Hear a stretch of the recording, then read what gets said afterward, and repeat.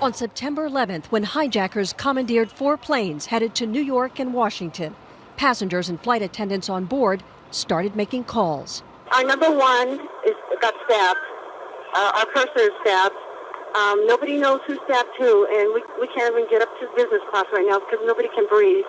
Using cell phones and airphones, those on board reached out to loved ones, sought help, and ultimately warned others of the impending terrorist attacks.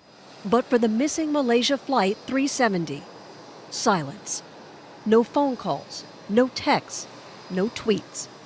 One theory that the cell phones didn't work because of the plane's altitude. 45,000 feet was much too high for cell phone service signals to be received, right? You're just not going to get any consumer-grade technology to be able to talk to the ground from that kind of height. And so your cruising altitude, 25,000 feet, would it be possible to receive a signal from that point? Occasionally possible, but very rare. Another possible reason, no nearby cell towers. There was some point that the plane had been flying over Malaysia, and there was at least a couple of cities, major cities, and there were some towns and villages. Is it possible that those signals could have gotten to a cell phone tower? Again, if people were awake, trying to use their phone, and they were flying that low, it is certainly possible that they got to that tower. However, it's also possible that they weren't able to officially communicate, because it's not just sending the radio waves. We have to actually be in touch long enough to have a little conversation. Those on board 9/11 flights were able to have conversations because the planes were flying very low in densely populated areas when their calls were received.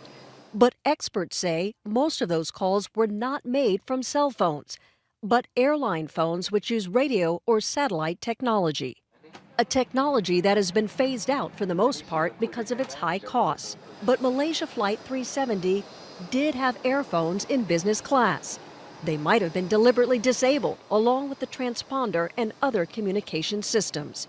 But CNN aviation analyst Mark Weiss says the more likely scenario is that no one called, even when the plane reversed course. The lights would have been dimmed. There would probably have been little or no cabin service. It was almost an hour into the flight.